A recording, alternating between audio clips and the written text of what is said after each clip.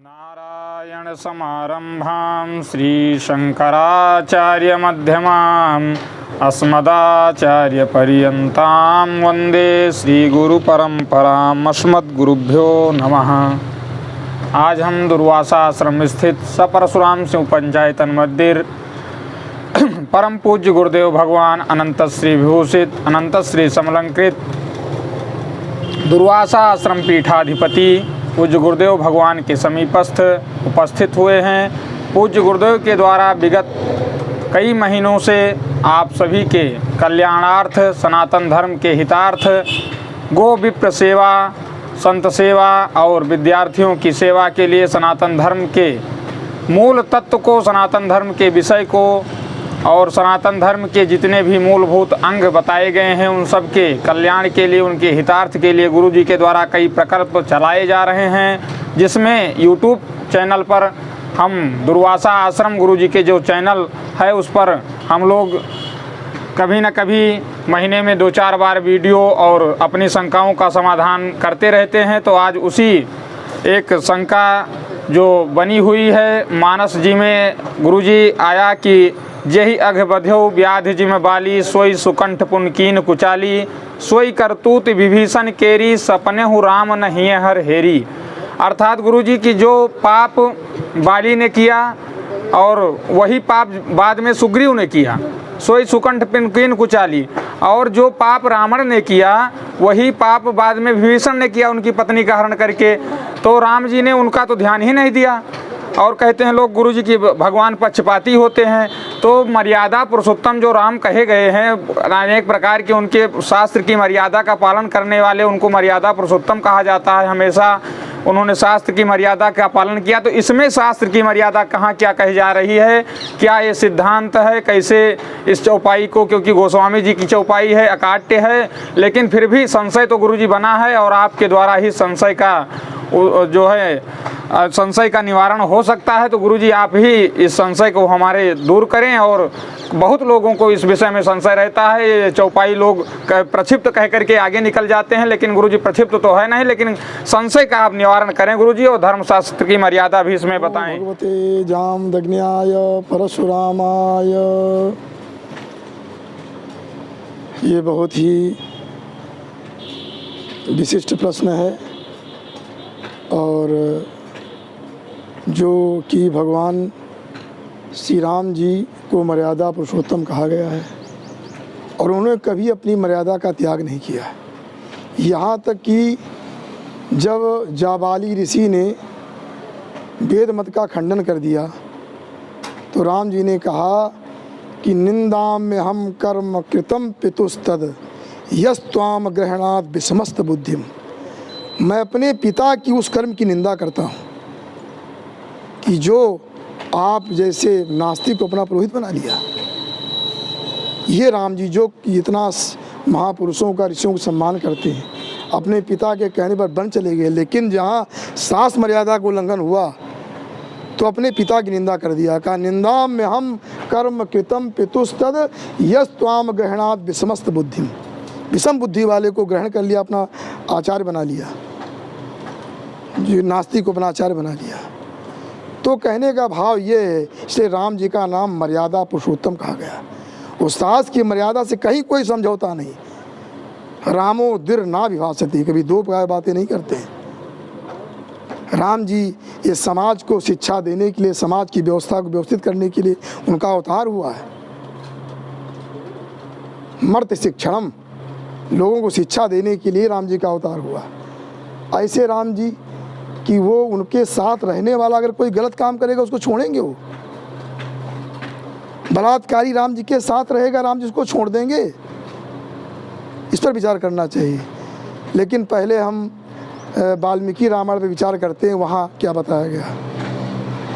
तो वाल्मीकि रामायण में वहाँ पर ये कहा गया है कि एक जैसे मनुस्मृति आदि स्मृतियों में बताया गया है, एक नियोग प्रथा होती है। तो नियोग प्रथा के अंतर्गत ये होता है कि समाज के अनुसार स्त्री अगर उसका पति दिवंगत हो गया तो वो अपने पति को स्वीकार, दूसरे पति को स्वीकार कर लेती है। उसमें तो वो उसी ये वानरों में प्रथा थी बांडों में नियोग प्रथा जो शास्त्रों में बताई गई स्मृतियों में वही प्रथा थी। तो नियोग प्रथा के अनुसार तारा ने सुग्रीव को स्वीकार किया। उनकी पत्नी पहले थी, ये पटरानी बन गई। तो उसमें समाज के अनुसार कहीं सुग्रीव जी ने कोई बलात्कार या कोई कार्य कहीं भी आप नहीं देख सकते। स्वेच्छा से तारा ने स्वीकार किया।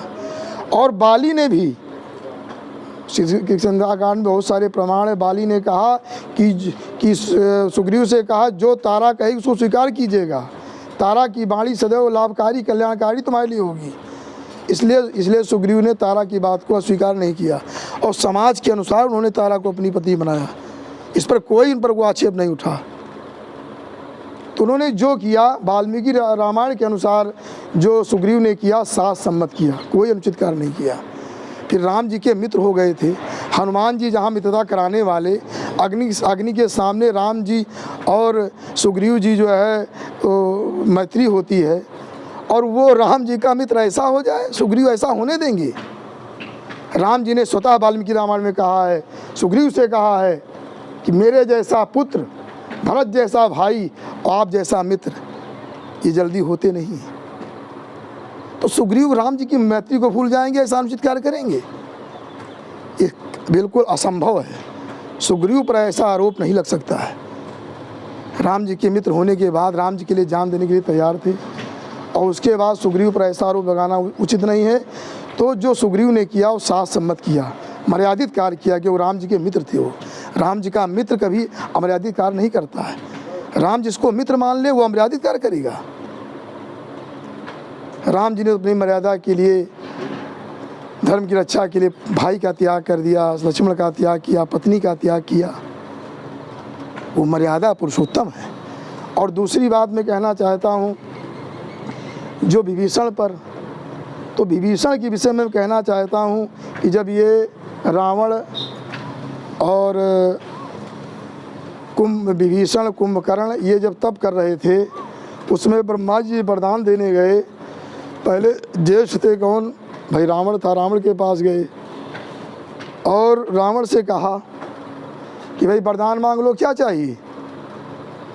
कम ते कामम करो यद्य ना वृथा ते परिश्रमा। रावण से कहा तुम्हारा परिश्रम व्यर्थ नहीं होगा, हम पारिश्रमिक देने के लिए आ गए हैं। भाई कोई मजदूर काम किया हो मालिक देवे करेगा उसको, भाई कितना हुआ ले जाओ बना, लेकिन जितना किया उतने देगा वो मालिक जो है। तो उस समय और रावण को धर्मज्ञ कहा, धर्म माने धर्म को जानने वाला, धर्मात्मा नहीं कहा धर्मज्ञ हो तुम, जो काम कियो मांगो। तो रावण ने कहा कि मैं अमरत्व चाहता हूँ, क्योंकि सबसे बड़ा भय मृत्यु होता है। मृत्यु से सब लोग डरते हैं। सबसे बड़ा रोग जो भय से मृत्यु है, मृत्यु को हमारी मृत्यु ना हो कभी। तो उस समय जो है ब्रह्मा जी ने कहा यह असंभव है।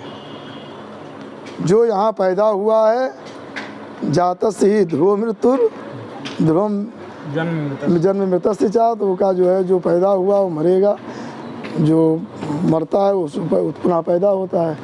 ये इतनी मजदूरी तुमने नहीं किया है परिश्रम की, तुमको ये वरदान मिल जाएगा। कुछ सोचिए समझिए इसमें।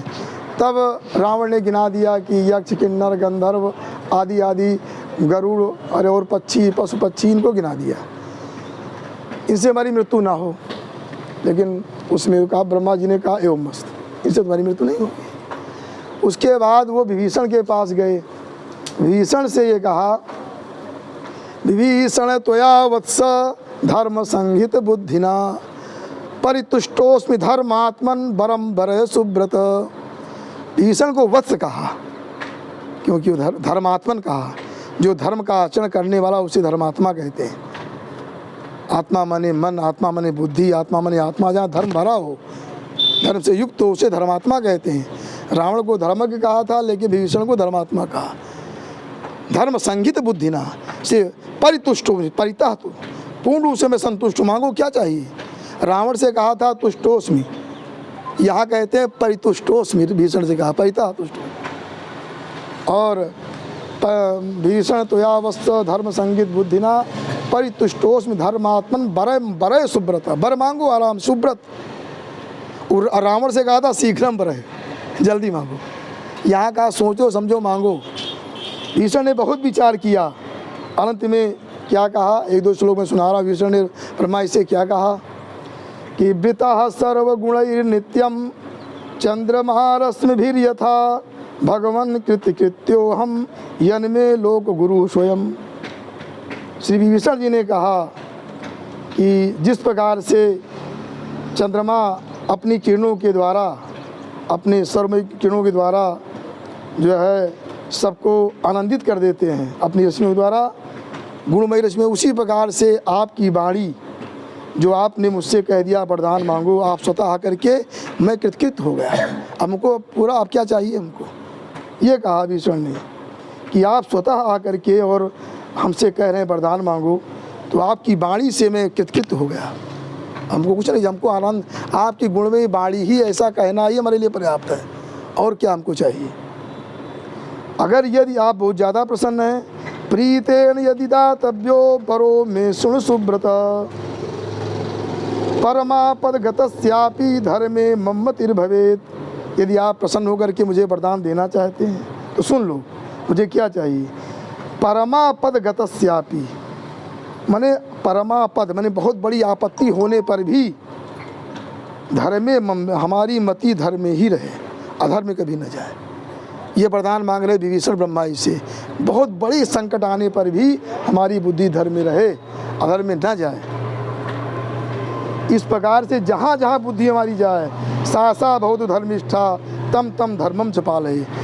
वो धर्म से युक्त हमारी बुद्धि रहे, मैं धर्म का ही पालन करूँ, चाहे जहाँ बुद्धि हमारी चली जाए, लेकिन धर्म में बनी रहे।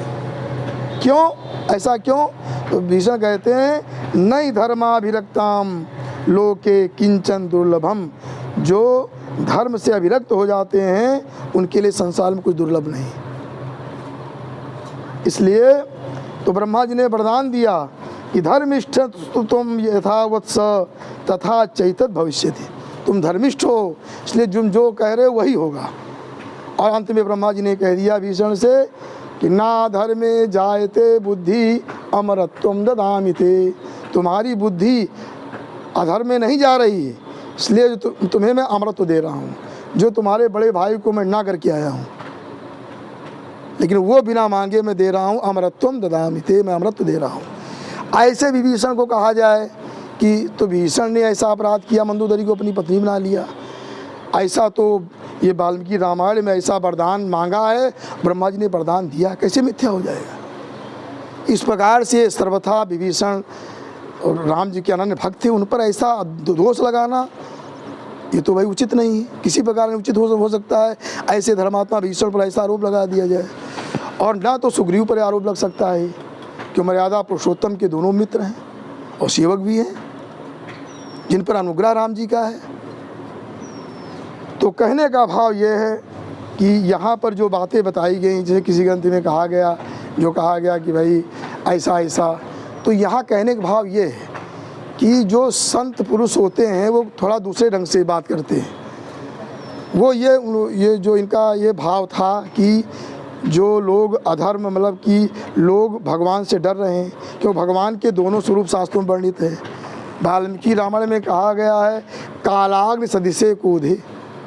भगवान जब क्रोध करते हैं कालाग्नि के समान हो जाते हैं, नष्ट कर देते हैं उसको, पापियों को संहार कर डालते हैं। तो अगर ये बात कहेंगे तो भाई लोग नहीं आएंगे राम जी के पास, डरेंगे लोग।